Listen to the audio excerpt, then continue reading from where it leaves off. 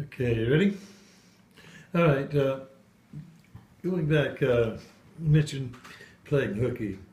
It must have been about 160 days around that I went to actually play hooky that particular year. Maybe not that much, but because I did.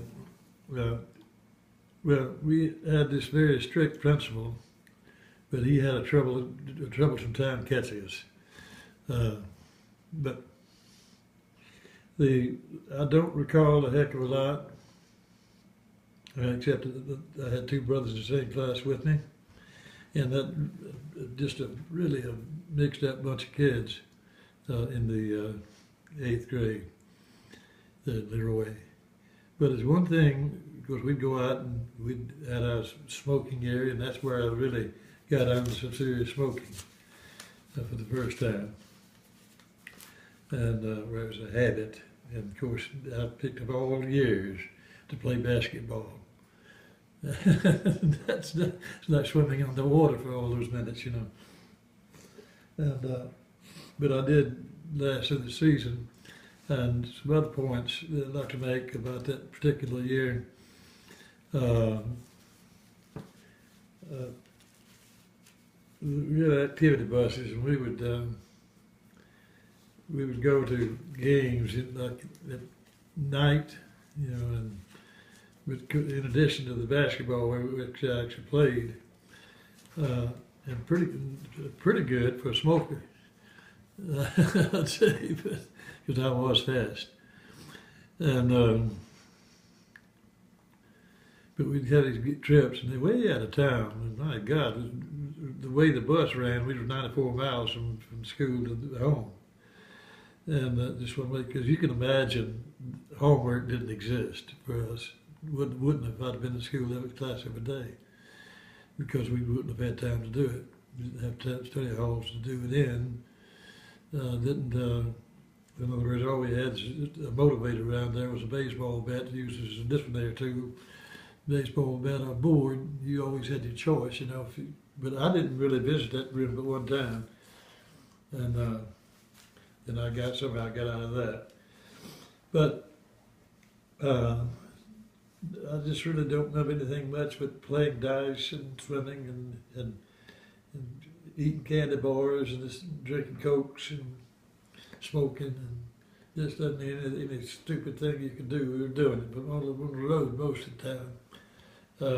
Hitchhike. But we'd wind up all kind of places, you know, sometimes really in a hurry to find a bus stop, you know, go and get back home. But we managed, even though we did run into Dad in North Line one time. Not on that particular year, but another year. But nonetheless, uneventful as it was, we had this dog named Old Henry. And when I get off this bus, and I forgot to tell you, I got to tell you this, that's the year I discovered girls. I thought I had anyhow. And really, well, I shouldn't say that either, because then I remember Captain Lucas in elementary, in seventh grade. But we'd go and have fun, come back on the bus, and then that kid bus would drive all the way home, except about a half a mile.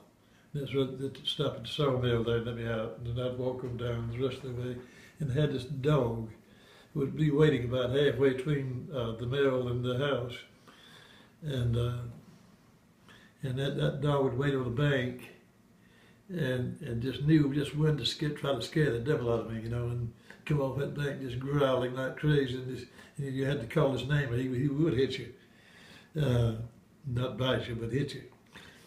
And but he'd call his name, and he'd just his tongue would be all over your face. And next thing you knew, you know, whale the tail wagging. But somehow I managed to get through.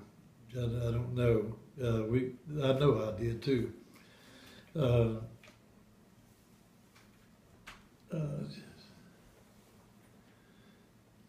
I guess I lost my train of thought there for a moment.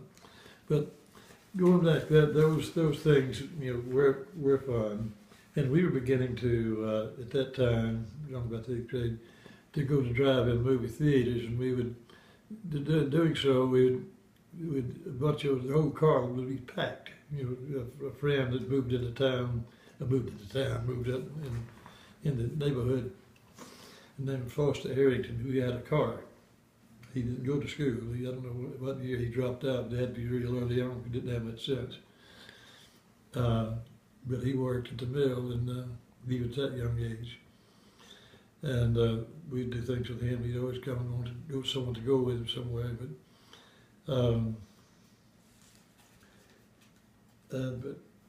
as I say, it was so meaningless. That year really was, except for one thing. My dad insisted that, because of our changing our grades and bringing these good report cards home, those F's turned into A's real easily, Just put a little line down, crossing that, make it look good. And I do remember too that I like to draw faces of people, and also I like to draw horses, and that's pretty much how I occupy myself on buses during the daytime. But at nighttime, man, let me tell you, I was all over looking to girls, to hug. That's about all we can do, all we knew how to do, But the dog scene, really began to take on more responsible chores at home too, turpentining, and that's an experience in itself. Because what we do is debark a hack, we call them, and it's a sharp tool, that you had a ball, about a 5-pound ball on one end, and you had a claw, and it chip the face of the timber, and then of course you had an apron you'd tack to the tree, and then you had nails where you could sit a metal cup underneath to catch the turpentine, and it's about a 2-week ordeal, and it was virgin timber, meaning nothing been done to it, and it's good, ripe, virgin timber. And we use what is an acid, a real potent acid on the face, and then in 2 weeks' time, those cups would be full and running over with turpentine. And when then after you've done your chipping, some call it hacking, some call it chipping. There is a difference. One's chipping is just basically taking the bark off the tree, but hacking, you get into the wood of the tree, and that really turns the face of a tree. But it makes good saccharin. That's what they use it for later on, dynamite stuff and stumps, and that to get older and make saccharin from it. But so I learned the work ethic really, because we never were paid. To be honest with you, we weren't. But it started out with about 9,000 timbers. Someone would have 2 boxes. Boxes is what you call the setup. That's where the turpentine cups, if you will.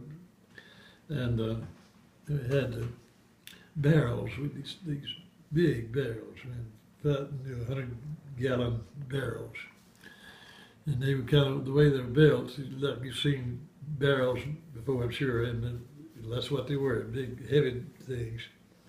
And fill those up, and we had to walk from street. You had to locate barrels about every quarter of a mile around these woods, up through the swamps and all over. You had to have a place where the trucks could get in there and load the barrels on the trucks, which was kind of a heavy job itself. And then you take them, and then you have a distribution point. Where you take them and unload them, and then you load them back and take them to the turpentine still. And of course, we were doing this in partnership with John Johnston. That was another enterprise he had. And of course, then Bates Johnston, his son, was just full time in that position, working those things. But Robert and I tend to stay in the business longer than anybody else. And of course, we had the use of an old school bus. It didn't have a body on it, school bus body, just the wheels and built a ramp, something to put the barrels on to take out the woods. And we'd usually would take two of us per tree as a team. One to carry the, of course, sometimes we do it alone too, you know, but it's better if you had somebody with you to talk to, you know. And you knew where every tree was at. There's hundreds of acres, hundreds. And you'd go around with a paddle. The paddle would just scoop the turpentine out and a bucket, about 5 gallon bucket. And that's heavy stuff. And I'd usually carry, you know, dipping, I'd usually carry 2 buckets. So we're talking about a lot of weight. You know, I did this and I had wool boots for all the crazy things in hot weather. Because it has to be warm weather for that turpentine to run. Because when it turns cool, it starts just getting solid. It's solid, and then you scrape then. That's scraping time. Another tool you have to have. But that acid had a health benefit for me. It may be killing me now, but I don't know. But I had some seed warts on my feet, and I started spraying those warts with that stuff. And eventually, I was playing football, and I got hit, and somebody grabbed me by my ankle and pulled they just kept peeled right off, you know. I never saw another seed wart since. So they did have a health benefit. But going back, I guess stepping back just a ways there, the benefit of me playing hooky. It taught me probably the best lesson I've learned in my lifetime. No, because I did change the F's to A's, which didn't go over a bit at all, you know, my parents, my dad particularly. And you did not want to be disciplined to your dad, you know, I did, because he'd sit there and talk to you about 2 hours, shame you to death. And of course, plus the fact he had witnesses. He had a solid witness. He had his sister-in-law, Aunt Nellie Clark, the principal. She would see us get off that bus. When she couldn't catch us, she made sure that Dad found out about it. But, well, I say that, you know, I think sometimes he didn't know about it because at the end of the year, you know, when we didn't pass, you know, then something was obvious. We got our whipping all right, but the bus driver almost got one too, you know. He was threatened pretty badly. And the superintendent did too, because he should have known about this and he didn't know about it. I think Nellie just did her own discipline, you know, just chewing us out. And the principal of the high school, let me tell you, Palmer, Joseph Palmer was his name. And as I say, his only reason for being there is to carry a baseball bat and a board, which you had a choice of. And by the way, you didn't want either one of them, because he should not have been given that type of corporal punishment at all. But he kind of came up to us. He called us one day. What we'd do is we'd try to make it back to that bus. Well, we'd have to catch it on the road. Back all the way back to which we had to go all the way hitchhike back to Leroy High School, which we hadn't been to yet, and hide aboard that bus to the school let out, and then going home. Well, he called it that trick.